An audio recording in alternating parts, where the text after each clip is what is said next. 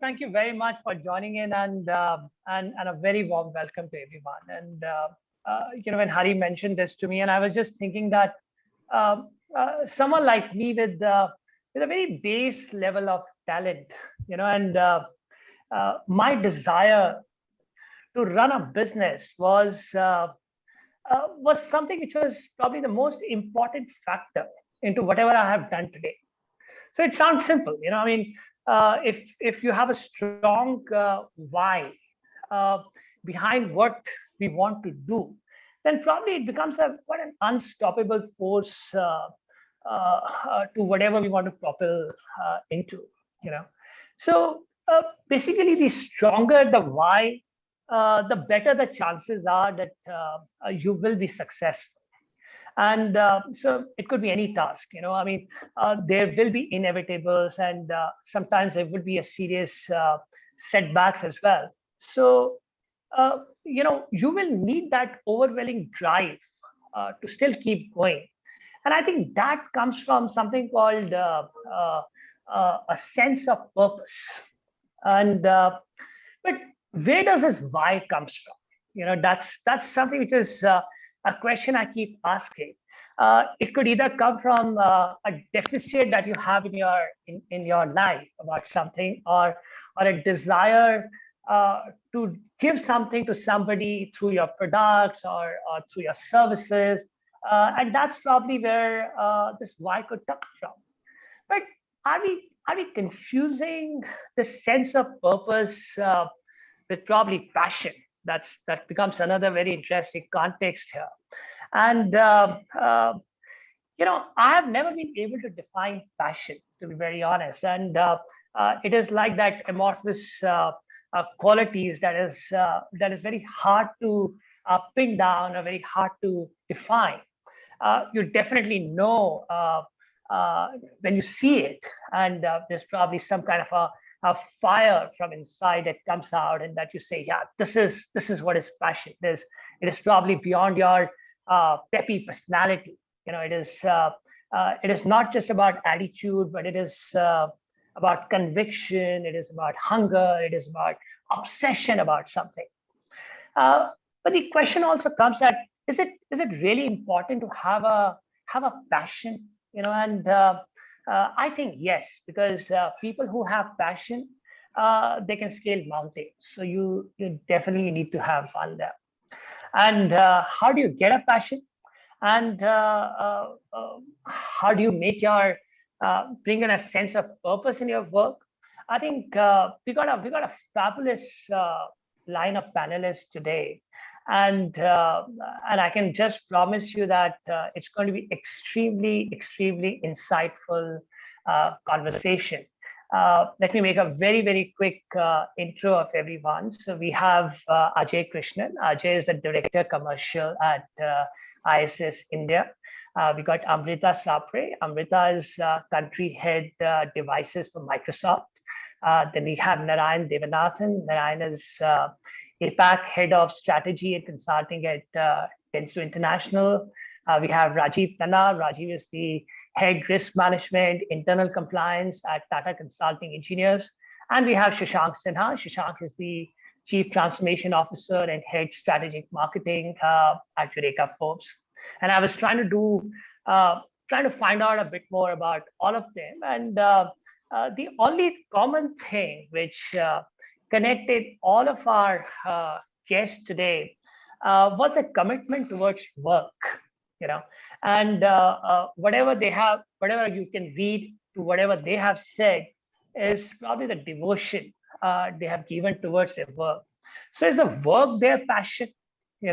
And is it something that is what they call a work-life balance? So I'm pretty curious to hear this out. So let's find it out, guys. And we have Narayan, who's also very kindly going to be moderating the discussion today. So let me hand this over to Narayan and pick up the best seat to listen to this outstanding conversation, and then probably come back towards the end to have a little bit more chit chat with all of you. Narayan, stage is all yours, sir. Thank you, Deepak. At the outset, I'm going to put myself into an embarrassing position. They say you can only make a first impression once. I'm going to make a first impression, but I'm also going to see at the end if you remember that or the impression that we all leave you with. So my first impression that I'm going to give to you is, okay, if you don't know what that is, it's one of Albert Einstein's most photographed poses. So I'm not original in doing that, right? Um, but enough about me, and I'm not even going to channel Albert Einstein a little bit more over here. There are a lot of convenient mottos that I live my life by, and I'll just start by touching upon a couple of them to begin with, right? And but the first one was an epiphany I had when I was like all of 19 years old or something. Not too much older now. I dye my hair gray, just in case you think I'm old. The others don't need to yet. But there was a time when I actually told myself, I don't need to prove myself to anybody, least of all to myself. And it was such a liberating experience for me, because then that freed me to do what I wanted to do to the best of my ability at all times, and not have to worry about whether I would succeed or not. And so I guess I've continued to have fun along the way. The second one is a much later realization, maybe a few years back, when I was not able to eat my breakfast, and I ran out of the door because I was getting late for a meeting. And I stopped and I said, the meeting can wait. I'm going to sit down and enjoy my breakfast. And that's the second lasting epiphany over the last few years for me, which is, if work will intrude into life at all times, then I will never be guilty about having life intrude into work at any time. And so I will make time for my life anytime it demands it, right? So between those two, I've tried to figure out what I'm made of. I don't know yet. It's still work in progress. But I want to, try and see if we can live up to the promise that Deepak made of finding our conversation insightful. I think insight is what you will draw out of it, all of you who are listening in. But we hope we will at least be interesting, and you'll draw insight out of that. So I want to start by asking Ajay, Rajiv, Amrita, and Shashank one question to begin with. If you had to write an autobiography, or if somebody were to make a biopic about you, what would be the title of that book or that movie, and why would it be what it is? So in no particular order, Rajiv, you want to go first? Sure. Thank you, Narayan. I thought about it, in fact, for quite a while, in fact, what could be the best topic or, the kind of title be? I thought it's one step. Typically a book has to actually bring readers to open up and read the whole book. So that's what makes it interesting. So one step basically defines me as a person that, whatever little small steps I have taken in life, okay, has taken me to the next level. And it also means that, you need to be one step ahead of everyone else. Then you have something where your purpose have actually helped you reach wherever you have. So, I mean, one step would be my title. Okay. I'm going to come back to you on that, Rajiv. Thank you. Amrita, you want to go next? Yeah, so I actually thought about it, and one of my very favorite films is Any Given Sunday, in which there is this statement, inch by inch, play by play. So that would be my epitaph or the book or the autobiography. And that's simply because I come from a very, very small town, middle class, small town in the country called Muradabad.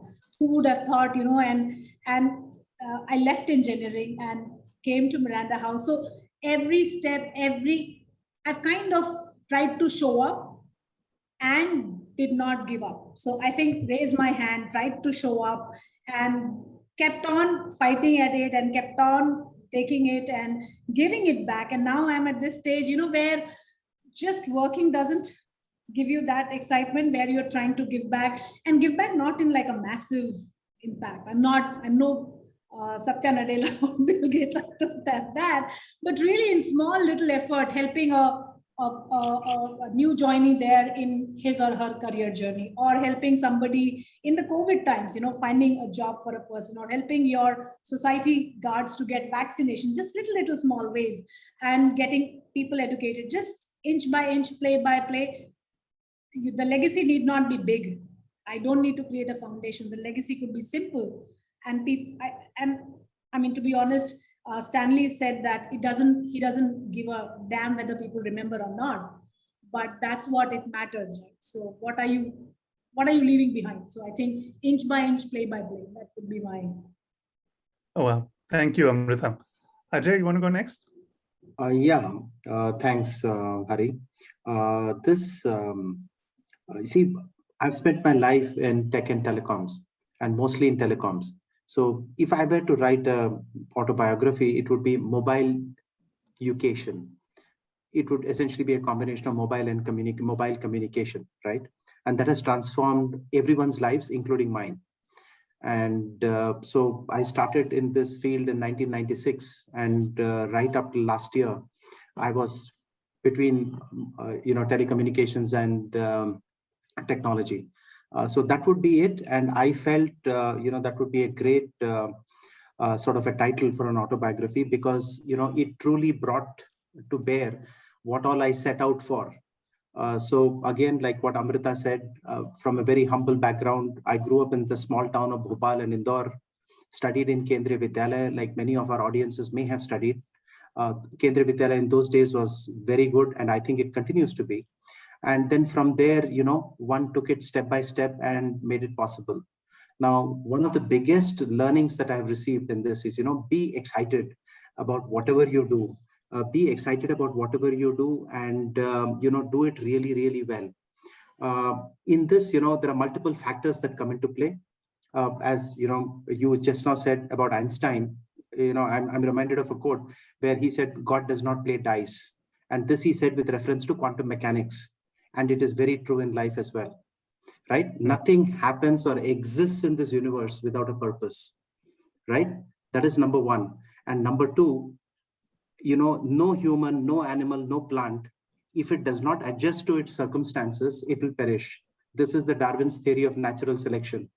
The same truth applies to life as well.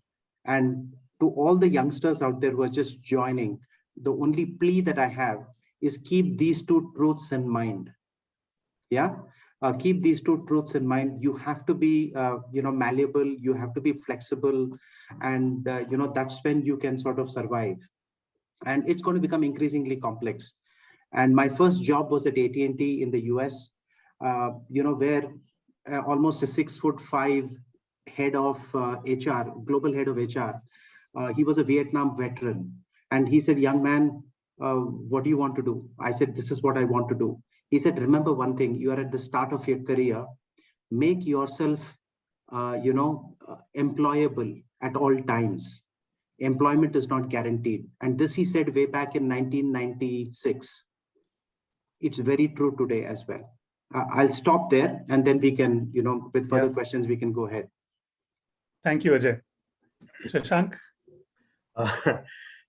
Thanks, Narayan.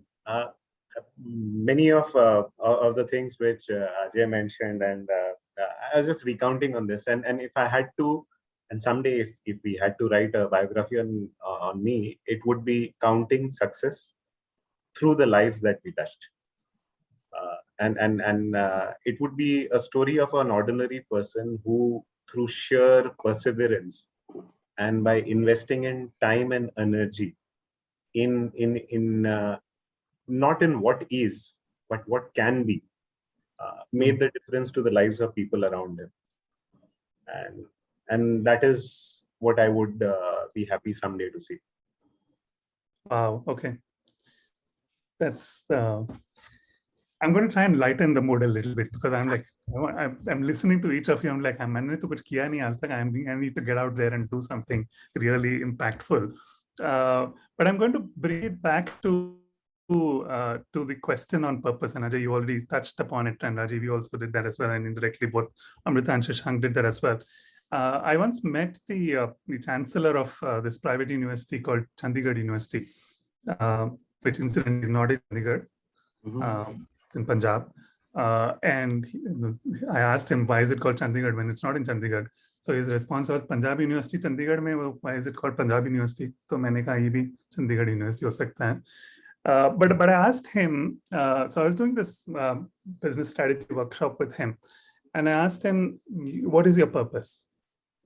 And in very strong Punjabi, and I've learned to understand Punjabi over time because I'm married to one now. He said, "Dekhiye ji, listen, this purpose, it's good when you've made money. पहले पैसे बनाओ, बाद में फिर purpose देखते हैं, right?" And he was being extremely realistic, right? And it made me think about the point of purpose, but also the place of purpose, right? I mean, is that a sign of privilege? I mean, can all of us afford to think about privilege in the first of purpose in the first place? Was something, right? And just to be fair to answer the question that I've posed to each of you, right? Growing up, I wanted to be. You can laugh at. I wanted to be either a pickpocket. Or those goods trains, माल गाड़ी नहीं होते हैं. I wanted to be the guard on that train, maybe with an early influence of Sholay or something. But I realized quickly I was not very good as a pickpocket, and I ended up not getting that railway job either. But here I am. But it goes back to asking a question that we don't often ask ourselves.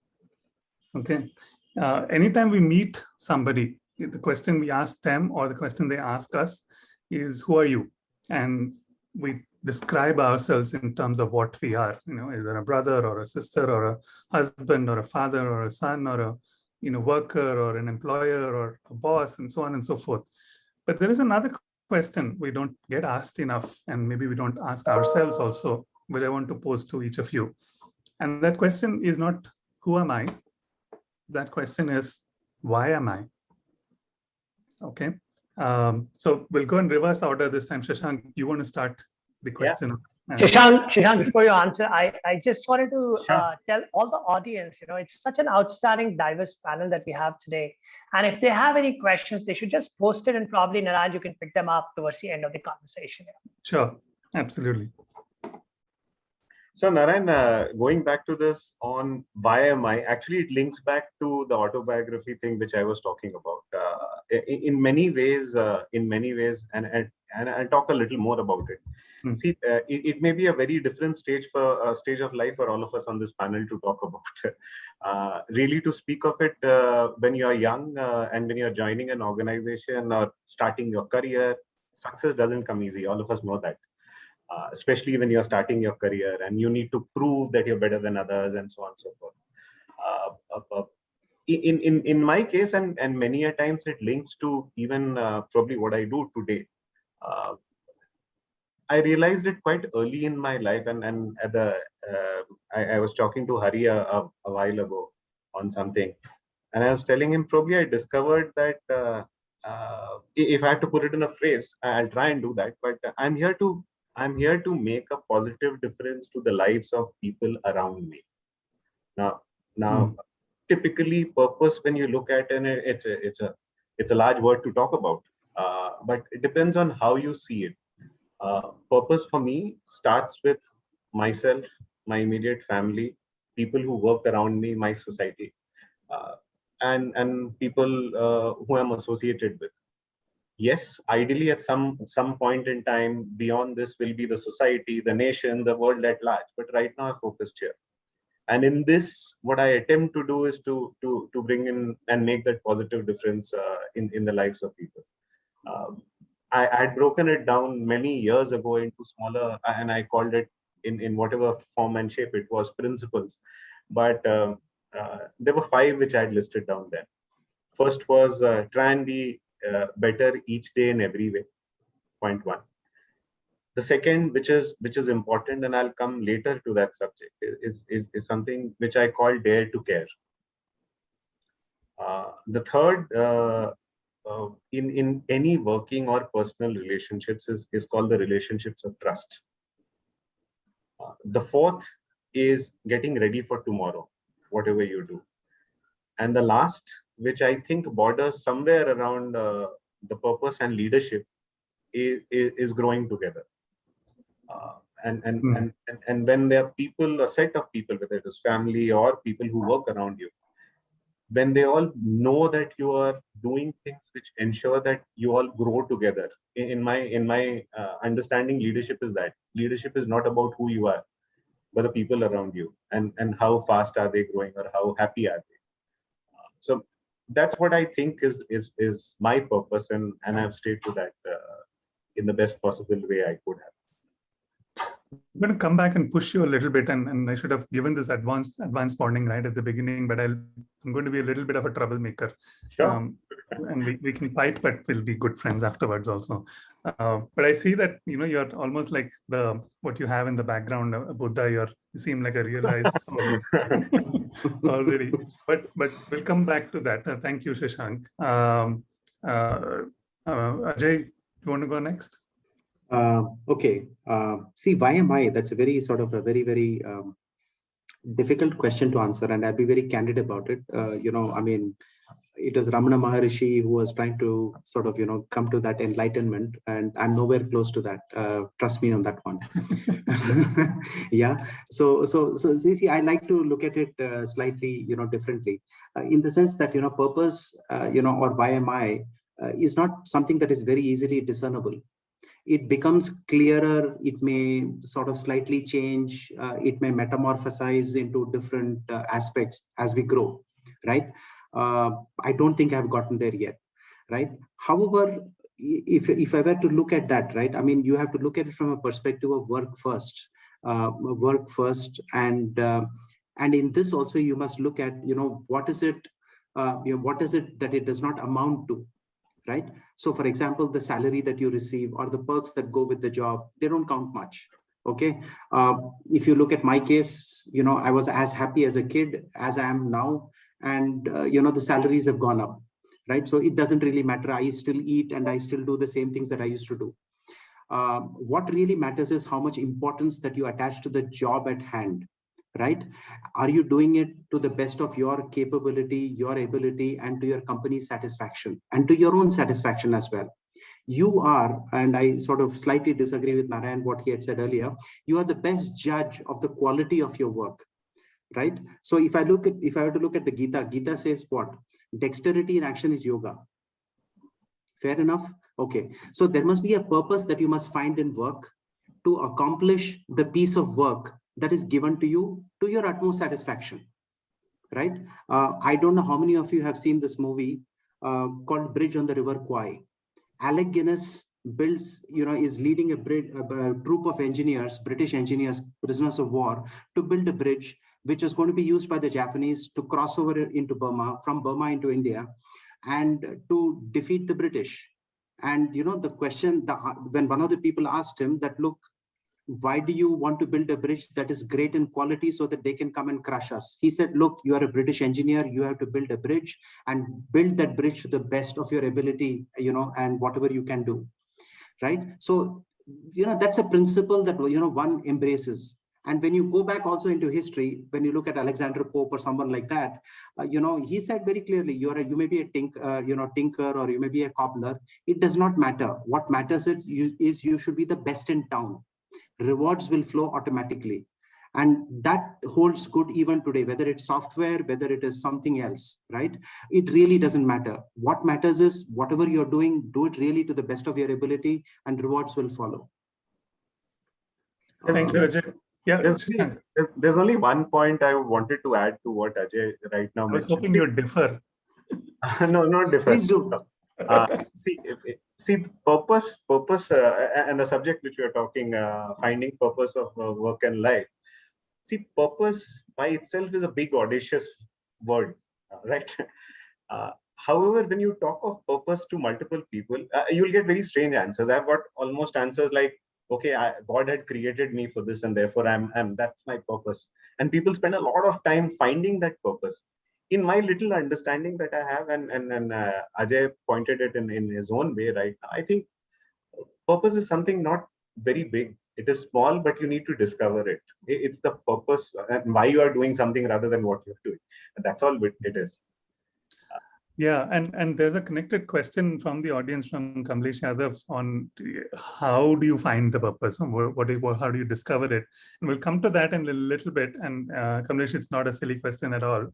Um, maybe one point of difference, and maybe it's not even a difference, Ajay, is I live my life by looking at if fun is the outcome of everything that I do, right? And in some sense, I connected back to what Shashank was saying, that in this sphere of not even influence, sphere of activity that I have, at the end of the day, am I able to achieve fun as an outcome? But it actually connects back to what you're saying, Ajay, which is that don't worry about the outcome, but do what you will and enjoy it and be the best at it, if you will, right? And for me, I see having fun as doing my best, if you will, but I don't know if those two necessarily need to be conflated. Amrita, do you want to trash us? Yeah, so I actually agree with a lot of points of Ajay, but I do also have see, YMI has inside out view and outside in view. Why would somebody, let's just take anybody, want Amrita? That's YMI. And why does Amrita exist? That's inside out view. And I think those view needs to come at a confluence, some sort of confluence. And when I look at it, YMI, and this is Amrita Sapre, I think for me, passion is the most important thing. Now, whether the passion is I'm preparing a 9-year-old for an Olympic game, that's a huge commitment, passion as a parent. And I do my job per se as a passion. And as I just said, and I always had this thing that if I was not in Microsoft, let's say I was a maid somewhere, I would be freaking the best maid that anybody could be. So I think that's what being the best, and what is important, not just enjoying, but being detached from the result. So this, and I'm quoting Ajay's thing on Gita, you are there like this leaf on the water, where one side is in the water and the other is away from it. So I think that defines, and if Amrita was to be defined by herself, it is passion, it is energy with what she's doing. And if it is outside in view, somebody else, okay, this needs a different level of energy, level of this needs to be fixed, or this needs to be taken to a different scale. Let's get her. So, and these two are combining, and that's why you are where you are. So I think that it's kind of combination of what Shashank and Ajay said, but primarily enjoying it the most, yet being detached from it. And so it doesn't come easily. It has come with practice. So the honesty of purpose is the biggest purpose. Yes. I'm taking notes furiously because I think there is a book that is writing itself with this conversation right now. Rajiv, what do you say? What would you say to YMI? Yeah, so I obviously tend to agree with what Shashank, Ajay said, and I particularly agree with what Amrita said. Passion ultimately differentiates the winners, the ones who have achieved something in life compared to anybody else. And just on the audience question, I was just thinking while the question was really put up that, purpose, how does it really find one? Okay, so if I have to give example, Gandhiji found the purpose when he was thrown out of a train. Whereas Arjuna found the purpose when he was in a battlefield. So it depends, how or what situation or a state of mind you are in. Particularly at any point. So if I have to, correlate this with Newton's first law of motion, which says, a body at rest will continue to be at rest until it is pushed by an external force. Now this external force, or rather a force, I would say, and now this force can be an internal one or an external one. For me, that force was internal. So when I was probably in the standard 8th, I would read in newspapers that, all the toppers of 10th would like to be electronics engineers. And that's how I defined that I want to be an electronics engineer. Okay. Now realizing that I don't do anything with regard to electronics engineer, and I really make a very bad engineer out of it. But, over the period, I really stumbled upon various areas. So I did my MBA in finance. So when I passed out of engineering, we were in the worst recession, that is about 1991. When I passed out of my MBA finance, we had the financial meltdown in 1995. So, one fine day you start realizing, am I You are born the at a cause wrong of it, time. Rajiv. Absolutely. So have I born at a wrong time? And that's where I said, let me look at a sunrise industry, and that was insurance. So there was something allied called risk management. So I tried digging deeper into it, and that's where I came across a term called risk management. And it took me about 5 years to land in the first job of risk management. And today, for last about 18 years, I've been just doing that. So, Yeah. Purpose or anything of meaning in your life doesn't come at one shot, and it's not something that it's going to come as an inspiration. You have to live through the steps and stumble upon it, and finally you land somewhere which you call your own calling. So yeah, I mean that's what why am I here? So Rajiv, you did the engineering. I left engineering after the first year, and then I said I want to do theater. I got through FTII, but typical middle class family. So I did not have the guts to go that much, but yeah. But then I live vicariously through my daughter and everybody else in the family. So I did not endure that 5 years of. I want to pull forward a thread from something Rajiv said, and in the context of at least our understanding of the majority of the people in the audience right now, people who have fairly recently come out of college and are in their first or second job at the most, coming out of a place where it was mostly defined by having mindless fun, right? I mean, when you're in engineering college and you're in college in general, right? I mean, you're not thinking about deep purpose and all of that, unless you're like a very enlightened soul already. You're basically like, "Aaj hostel mein kya karenge" type of thing, right? Or doston ke saath kya karenge. Now, is it conducive? I mean, like with Rajiv, for example, there was something that he read that became the inflection point. But to answer Kamlesh's question, right? I mean, even at that stage, would you advise that you should be seeking purpose? Would you advise there is a methodical way to go about seeking it, or just let events flow and let water find its level? Yeah, so if I have to go at it, see, it's very simple. Are you really searching for the answers all the time? Okay, and I refer to this movie Laksh, which I'm sure many of us have seen. Okay, the hero actually lives a life of he comes from a good background, good parentage, good friends. So friends tell him that they want to go for army, and then finally it's the only him who actually lands up in army. But then the real calling came in when the girlfriend dumped him. So that's why I said the force could be internal, force could be external. But if you have the purpose of finding the answer, okay, that's what defines you. So it's ultimately what you're really looking for. That's what you're going to get. Narayan, if I may, please. There's a strange thing which I do, not directly to do with purpose, but what I've always seen, and I'll tell you the reason why, is I always believe that one should love what you do and do what you love. And I'll narrate a short story maybe. So I again also came from a small town, Ranchi. And until 10th, I had not known anything other than cricket. In ICSE, I managed to secure some 57%. So don't laugh at me right now, but that's what I did. And thanks to cricket, I got admission in St. Xavier's College, where I was sitting besides the toppers from across the state and so on and so forth. And for the first couple of weeks, I was in huge depression. One would say that you got a good admission in 11th, 12th there. Why would you? You should rejoice. But it gave a complex to me because I was sitting surrounded by people who were very different. And I still remember the name of the gentleman. He was our physics teacher called Father Debror. And he told me, Shashank, you're good at cricket. Anyone else in your batch is as good as you on cricket? The answer was no. So why are you trying to compare yourselves to anyone else as well? And that made a huge difference to my life, because then, see, cricket was also about focus. And what happened with that, thanks to Father Debror, is I started loving the subjects in addition to cricket.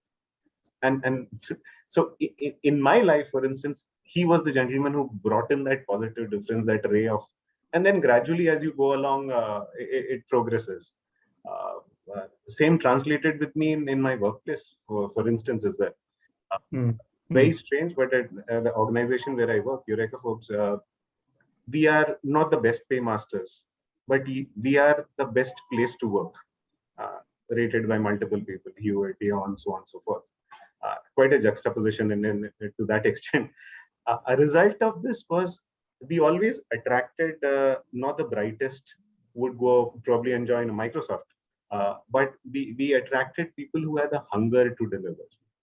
Now, converting this hunger into passion is the power of youth, and probably you'll understand what I'm saying, and that becomes the purpose then and what you try to do. So it's not necessarily that you seek something, it comes to you. Yeah. Yeah. No, so there is I mean, I work in a Japanese company, so I'll spout a little bit of Japanese philosophy. But many of you have probably seen this little blue book in airports back when we used to travel called Ikigai. Ikigai, right? And it's a fairly simple framework, and maybe it answers the first couple of questions from both Kamlesh and to some extent Sonali, which is, if you find the compass to identify where your purpose might lie. And I'm amalgamating what Rajiv said, what Amrita said, what Shashank and Ajay said, which is try to find something at the intersection of what you love to do, what you're good at doing, and what the world needs. If you can find, that's a magical sweet spot, but it's really tough to find. But I think, I love Rajiv's, answer of let it find you. Until the force finds you, you may not even know that that's what you were seeking. So that's great.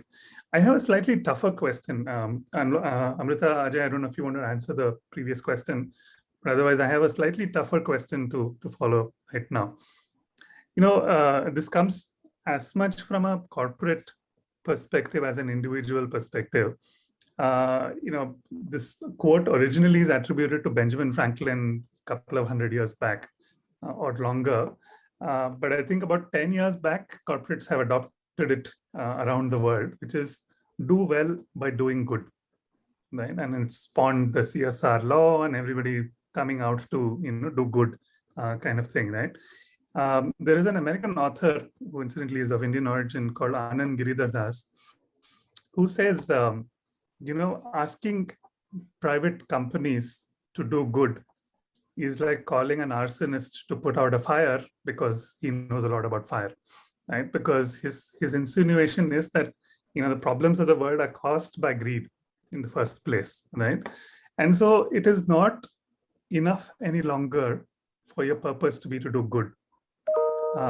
Before that, even your purpose must be to do right. Now, how easy or not is that to adopt as an approach? What's your take on that? Doing good versus doing right, both as an individual as well as a business, maybe. I think both can go hand in hand. I don't see any difference at all. See, long time back, at least over time, you start thinking of things, right? See, you need to have money to give up money. If you're a pauper, you can't give up anything. You can't help anybody. Okay, so you need to earn that money. Companies need to earn that money to be able to do good. If company X is spending, one of my previous employers spends about 900 crores a year, in charity. They couldn't be spending 900 crores a year, which is bigger than a lot of companies, if they didn't earn that kind of money. Okay, you can say good, bad, indifferent, whichever way you want to say it, but you need to have something to give up something, give away something. So both have to be done, both have to be done right. And increasingly, if you look at it across the world, companies are also starting to learn that we are a part of society.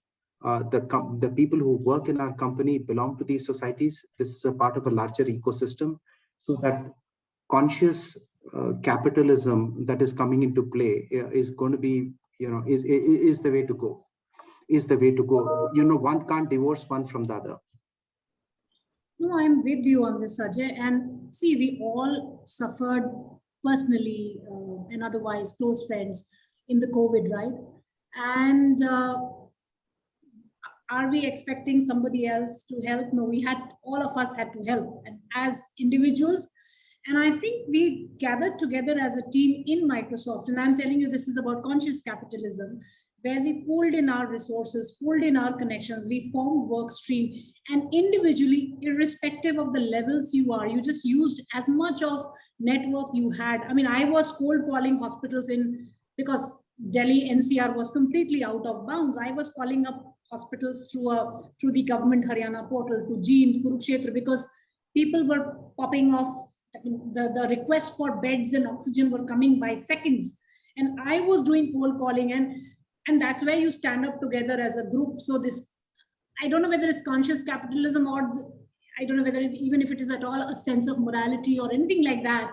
But when crisis hits you, then everybody just comes together and tries to address it, and it doesn't, and you can't survive without that. So, and as Ajay puts it very nicely, that to be able to provide oxygen cylinder for all their employees, for example, Microsoft needs to have that kind of capital as well. If a small company, which is, let's say, my husband's startup company, they're just 15 people with a very small amount of capital, how will he help beyond these 15 people? But we went out and about because we could do it. So, so I think that's where it comes. And you as individual, you as company, now what is happening in Indonesia, again, we are helping up, and we got help from not just Indian employees of Microsoft across the world. So similarly, now we are trying to help and passing on the knowledge and everything that we did as a Microsoft India to Microsoft Indonesia, and how we can help. So I think that's where it comes, and it hits you when your survival is at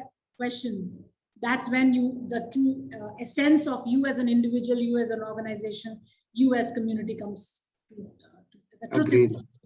Agreed. All of our companies, I think, have done exceptionally well, whatever we could do, whatever sizes we are. And, and every company came together. I mean, you look at some of the biggest names in India, they all came together.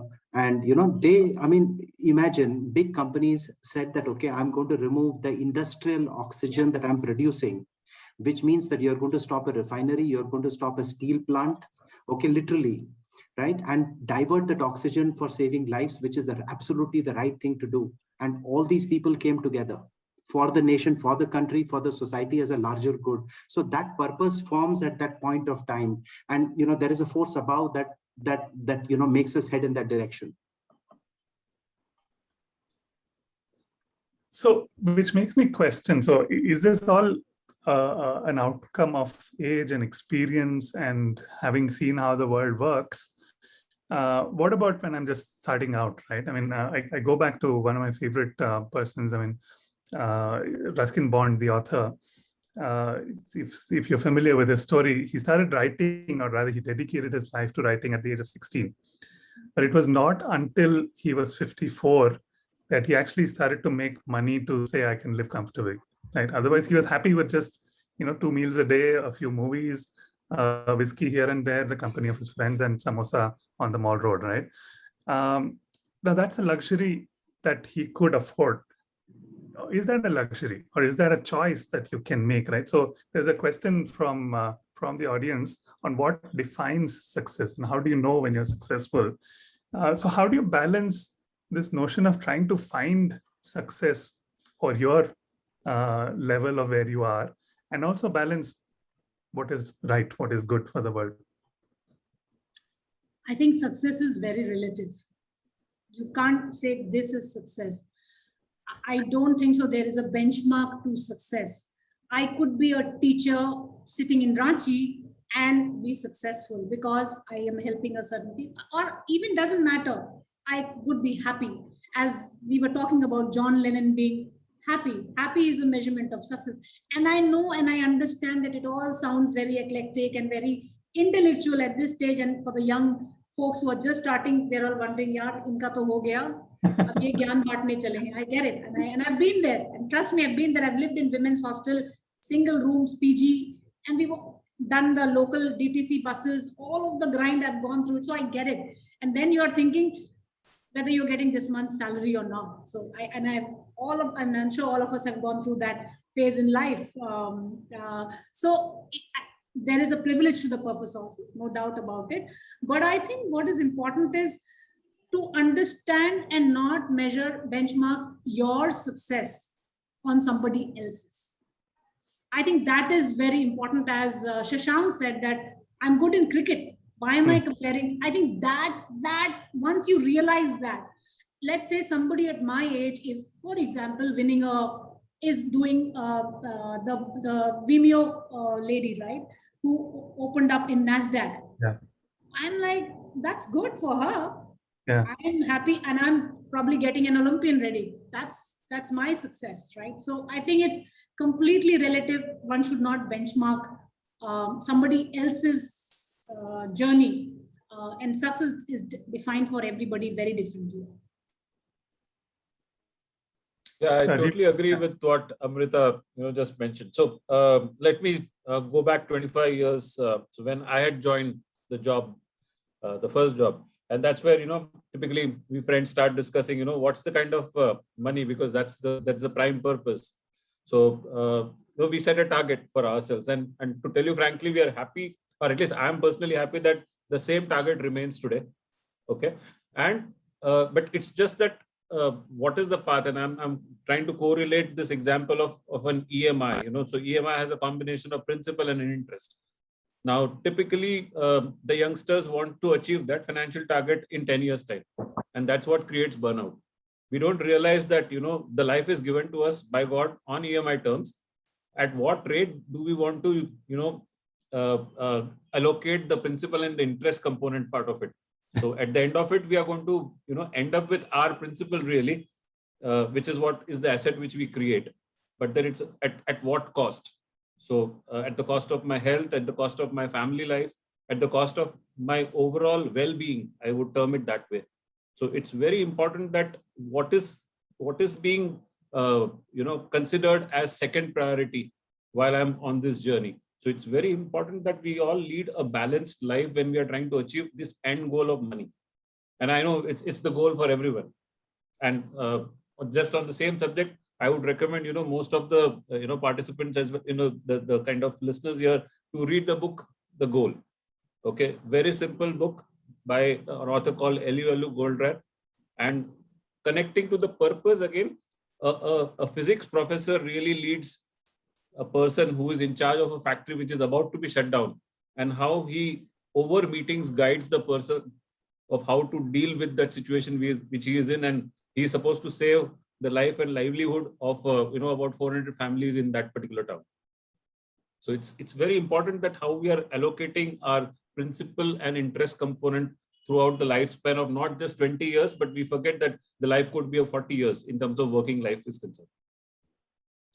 Sorry, go ahead. I just wanted to add one more thing. Like in Microsoft, we have these young aspirers just out of college, employees who just joined us, and I mentor a lot of them, coach a lot of them, and they asked me, and Microsoft is a behemoth of a company and across the world, and how do we need to be visible? And their vision is, how do I make an impact? How do I win the next award? That's what their goal is. I'm like, what about the work? What about what you're supposed to do? Focus on what you're supposed to do. Rest, everything else will follow. I think that's where we need to change the mindset, that we look at the outcome or the reward.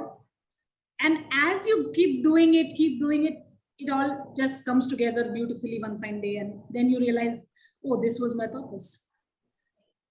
There's only one thing, Amrita. I know, Narayan, we are on time. A little bit of, I know this generation is more impatient than all of us probably were. And that is also a reason why everyone is wanting to create that impact and do all of that. There's one thing which I would want to add to what you just said is, in many ways, we try and position ourselves in not what we are, but what the world would ideally should be looking at me as. It's important to be real. Be what you are and realize that you are and you are good. And everybody else is taken. On that topic, let me just make a pitch. I think Rajiv referred to this book, okay, The Goal. Okay, this is a book that I keep fairly close to my heart. And the second book that was referred to later was a book called Outliers. Okay, Outliers. I would encourage everybody to read these two books, please. I mean, you'll really love these two books. Okay, so that is one. You see, what can I say? For the younger generation out there, see, there's a guy called Kenichi Ome. Okay, he was the head of the McKinsey Consulting's office in Japan. Okay, I came to the conclusion that at some point of time, I don't know if it's true or not, I could be whatever for it, but I came to the conclusion that, McKinsey needed Kenichi Ome more than Kenichi Ome needed McKinsey. Okay, I studied at a place called University of Michigan, Ann Arbor, where I got my MBA from. I worked for a gentleman called, I chased him literally for 6 months because I needed to work for him, a guy called C.K. Prahlad. He wrote multiple books and stuff, right? I also came to a similar conclusion. University of Michigan needed C.K. Prahlad more than C.K. Prahlad needed University of Michigan. Okay, be that. Okay, that sort of, takes you into everything, that whatever you do, you excel in, you enjoy what you do. So people come after you. Okay, then you don't have to go chasing people. Yeah. Okay, so that to me defines a lot of things. I mean, these are 2-3 examples. And, for everybody out there, life is a matrix. If I were to draw a, 2x2 matrix, which is essentially intelligence and hard work. So higher you go, you have more intelligence. This side you go, you have more hardworking. The topmost right quadrant is the guy who's very brilliant and very hardworking. He's untouchable. Okay, you and I may not be, a part of that. The guy who's in the extreme bottom left, who's not hardworking and not intelligent, good luck to him. Somebody, God will figure out a way to take care of him. Most of us, okay, lie either in this quadrant where you're very intelligent but not that hardworking, or you're extremely hardworking and with average intelligence. Okay, you figure out where you lie. Okay, and figure out a way on how to, push yourself this side or this side. Okay, I mean, whatever works. I mean, everybody's got a different framework. Everybody's in a different situation. You got different circumstances. But as long as you continue to push either this way or this way, right, to reach the top right quadrant, intelligence is, of course, God-given. Some of it can be built, but a lot of it can be made up by hard work, right? And that you will get only if you sort of like something, love something, and you want to do an impact. And yes, there are constraints in life. We have family issues, family situations, which could impact these in different ways. Yeah. So that to me is something that, I would like everybody to go with that framework and be honest to yourself. And if I may add one thing on top of what Ajay said, right? I mean, there was a question posed to me earlier this year by one of my colleagues, and Rajiv, you and I may be of the same vintage. I started my work life in '94. And so it's been a while since I've been working, and my colleague, in a moment of frankness, told me, "I don't know how you managed to stay relevant this long." And I thought it was such a brilliant question, right? But partly my profession in communications and advertising solved that problem for me, because it makes me curious about all kinds of things that otherwise I would not encounter in my life, right? And so this curiosity and wanting to learn has become such a core part of me, and sounds like one of those things you would put on LinkedIn. But I truly love to figure out, why does that thing work the way it does, or what does that button do, or why do people work the way that they do? And that has, I think, been probably the only thing that has kept me relevant, because I volunteer myself to be an intern every year with one or another team, right? So, and because I'm like, if the day that I think I know it all, I'm dead. So, and that's the day I'm irrelevant. So I think that's the other lesson I've personally learned, and I find hugely applicable every single day. I do want to address one of the questions, and I love it when somebody asks, otherwise, Shivani, I think, what would you tell your younger self? Yeah, I was going to ask that. Yeah. And I honestly believe, be fearless. Don't be scared. Just show up. It doesn't matter. Be fearless. And especially to the women out there, just be fearless. And I can tell you this because I myself, I have to work very hard to get over my imposter syndrome. Not good enough. as Shashank says, everybody's so brilliant around me. When I went to Kellogg's, oh my God, everybody's so good. I'm not an engineer. Damn it, I left engineering. Why didn't I do it? But go ahead, just do self-validation. And I do this to my 9-year-old who's training to be an Olympian. Trust me, this self, and I have this mantra that she does it every night. I'm blessed. I'm smart. I'm blessed. I'm fearless. I can do anything. And she's a 9-year-old, and that's something I also do it. Just be fearless and show up. That's something that one should not forget about. Doesn't matter, but especially to the women. Any other answers to that question? Because that's a question I wanted to pose to all of you as well, and I have a perspective on it too. But thank you so much, Amrita. Absolutely love your response. See, one more addition to that piece, what I would like to say is don't have any regrets. Okay, if there is an opportunity, something that you want to try for, say, for example, you want to try for a top B school or a top engineering school, whichever, or a great job, give it everything that you've got. Okay, give it everything that you've got so that when you cross that bridge, whether you got into that school, you didn't get into that school, or you didn't get that job, when you look back, you know that you gave it your 100%. You couldn't have done anything more. Right? You couldn't have done anything more. So you gave everything that you got. And after that, if you didn't get it, well, that's the way it was meant to be.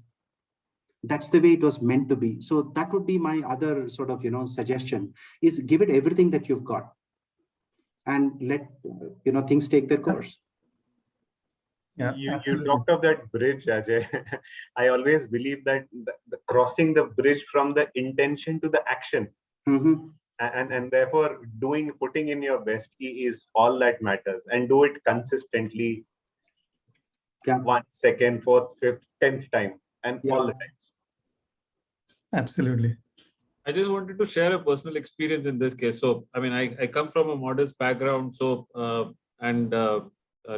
to generate funds for my engineering fees, I during the breaks I would do market research. And that is basically, in those times, it used to be filling up forms, going house to house in the poorest of areas or probably the best of the areas. So, and with the right intent. So if you do the work with the real intent and a purpose, you tend to learn a lot of things. So obviously there were different sorts of questionnaires which were being framed during those days. I'm talking about somewhere in 1988 and 89 kind of a period.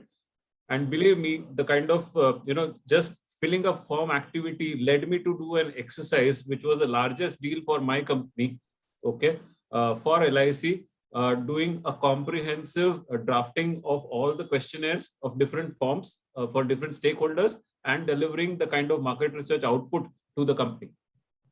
So, a very simple menial job, which I did for, getting some money, not pocket money, but to pay up my fees, or contribute to the family for paying up my fees, can lead you to do a much better project for your company, which is probably the largest project at that point of time. So that's how, one keeps on, enjoying the work they do, and then it helps you achieve whatever you're planning to do for yourself.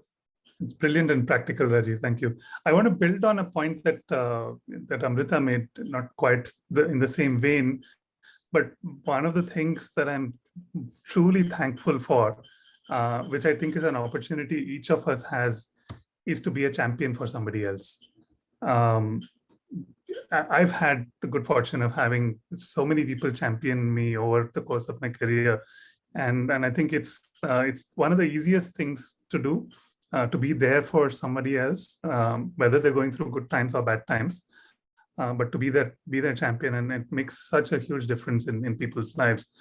The second thing that I learned from one of my champions a long time back was to turn, again, this is going to sound like management advice. This was my first job. So I'd lived in the US for 10 years, and I moved back to India and to Delhi, where I knew nobody. And I was introduced to the world of office politics for the first time in Delhi. And after a couple of years, I was told either you learn to play the game or you quit. And I said, I'm too old to learn to play games. I don't think I can do this. And so my last day at the job, my boss called me and said, so your job is to create ideas which persuade thousands, if not millions of people. Is that correct? I said, yeah, that's what I do in the communications business. And you're telling me that you can't persuade your colleagues to see your point of view, right? It woke me up that day to the possibility that every people problem is an opportunity to be creative, to solve it as a creative problem, right? And I've held that close to my heart at all times. So that's maybe another thing I might offer to you. Yeah. Deepak, you had a question?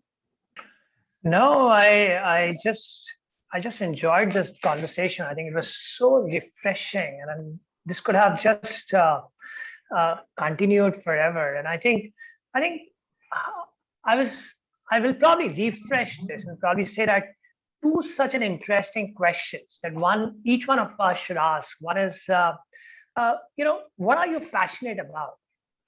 Try finding an answer to that question.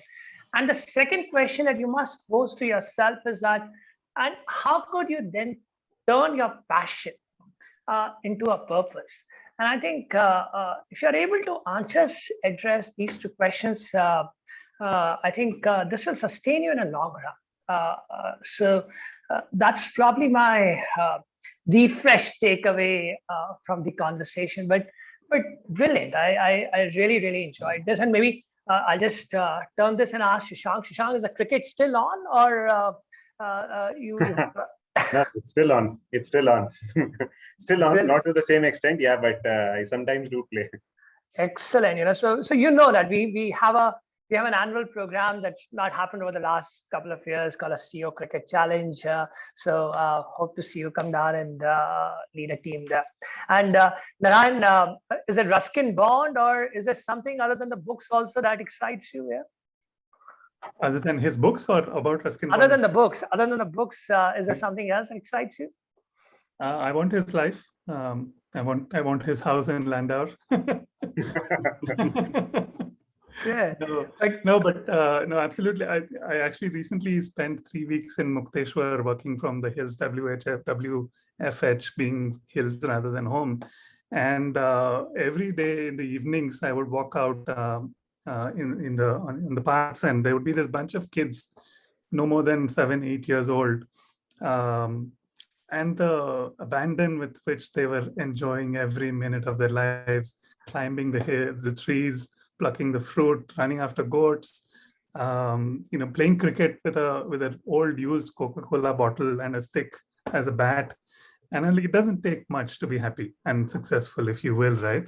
But I think the absolutely practical lessons every single one of us, Rajiv, Amrita, Shashank, and Ajay have put forth over here, keep going back to that simple fact, do the best with what you have in front of you. The rest will be taken care of. Absolutely.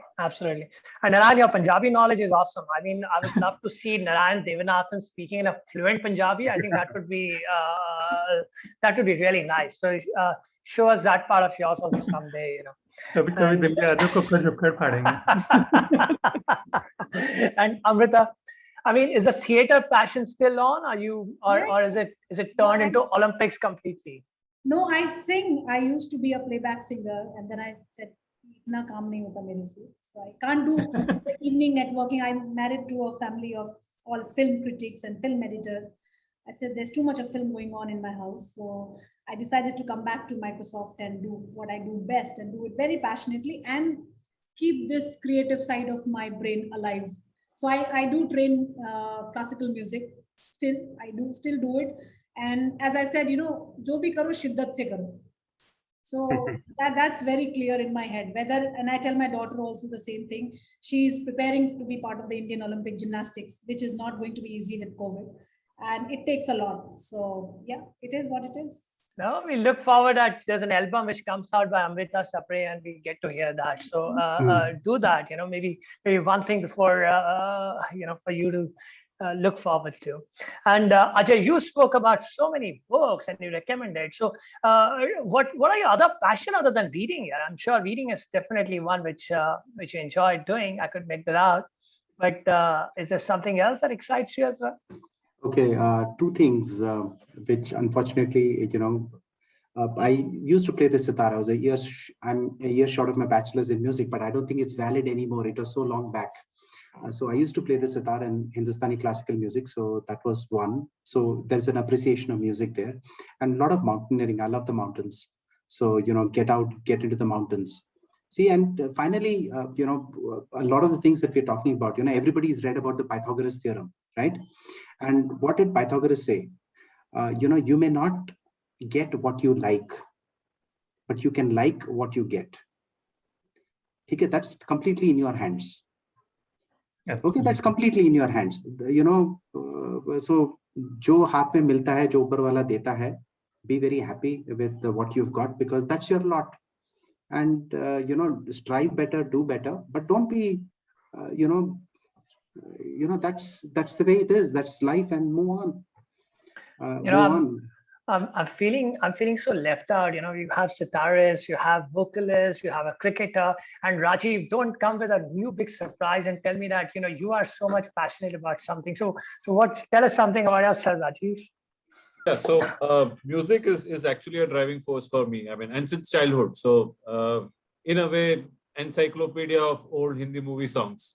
Oh wow! And way back from 1940s. So okay. That's something I have actually studied my way through all my life with music, and I'm a real life example of how the music which is going on in the background stimulates your brain. So that's one. And second is basically teaching. So it's more of sharing whatever I have learned through passing on through my alumni, colleges, and that kind of thing. So leave a legacy behind, be it organization or elsewhere. Beautiful. I mean, these are things which makes your life more beautiful. You really keep looking forward to it, and that's what I call a real work-life balance to an extent. But gentlemen, Amrita, a fabulous conversation. Thank you very, very much for joining us and doing this, and also to all the lovely audience to be right there. I didn't see not even a single one leaving this hour and a half conversation. So you guys can really feel that how good it was. So thank you very much again, and take good care of yourself. And I look forward to seeing all of you in person very soon. So thank you very much, and enjoy the rest of the evening. Cheers. Thank you. Stay safe, everyone. Thank you. See you. Thank you. Stay safe. Thank you. Bye-bye. Thank you. Bye.